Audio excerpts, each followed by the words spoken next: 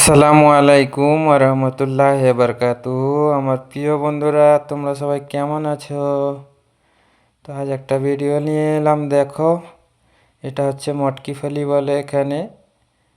অন্য অন্য জায়গায় সব কি বলে, কোনো জায়গায় গোয়ার ফলি বলে, তো কর্ণাটকে মটকি ফলি বলে। তো রান্না হয়ে গেছে, দেখতে পাচ্ছ কত সুন্দর লাগছে খেতে, কিন্তু খুব স্বাদ হয়। বন্ধুরা, পুরো ভিডিওটা দেখতে থাকবে। ধোঁয়া উঠছে, দেখতে পাচ্ছ, গরম গরম নাববিছি। ভিডিও ভালো লাগলে লাইক করবে, কমেন্ট করবে, বন্ধুদেরকে শেয়ার করে দেবে। আর নতুন যারা দেখছো বন্ধুরা, সাবস্ক্রাইব করে দেবে। তো এখানে রসুন, আদা, কাঁচা বাদাম, জিরা, 3টে কাঁচা লঙ্কা, নারকোল, ধনে পাতা, কারি পাতা, এগুলো পেস্ট করে নেবো। কারি পাতাটা বাদে বাকি সব পেস্ট করে নেওয়া। জানকারি লেগে একটা কথা বলি বন্ধুরা, এইখানের মানুষরা লঙ্কা আর এই নারকোল, তো এই দিয়েই রান্না করে। এরা লঙ্কা গুঁড়ো ব্যবহার করে না। কাঁচা লঙ্কা, নারকোল, কারি পাতা, আমাদের যেমন বাঙালিরা মাছে ভাতে, তেমন ধারাই ব্যাপার এটাও। লঙ্কা, নারকোল, কারি পাতা ছাড়া এদের ভাত হজম হবে না। এরা ধনে গুঁড়ো, জিরে গুঁড়ো ব্যবহার করেই না। বুঝতে পেরেছো বন্ধুরা? তো পেস্ট বেনে নিয়েছি, দেখতে পাচ্ছ। কারি পাতাটা রেখে দিয়েছি, ওটা ফোড়নে দেবো।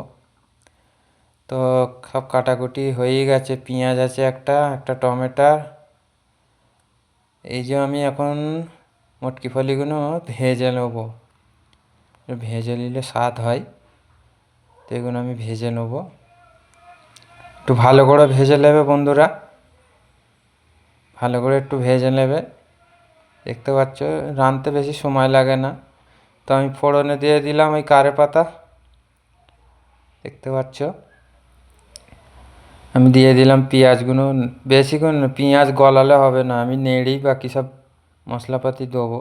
বেশিক্ষণ খালি হেলিয়ে নেবো, একটু নাড়িয়ে নেবো পেঁয়াজগুলো। দেখতে পাচ্ছ আমি বাটা মশলাটা দিয়ে দিলাম 1 চামচ, আবার 1 চামচ দেবো, মোট 2 চামচ দিলাম।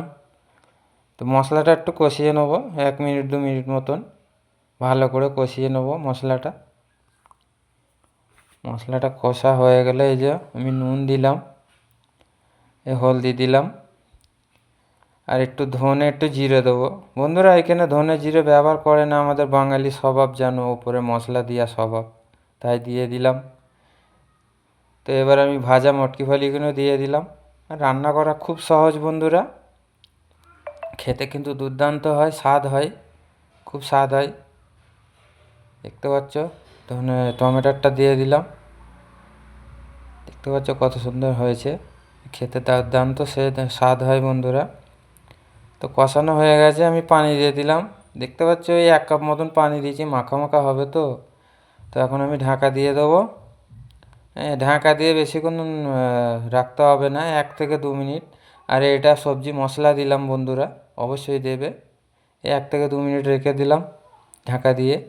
দেখতে পাচ্ছ আমাদের হয়ে গেল, খুব সেন্ট উঠেছে।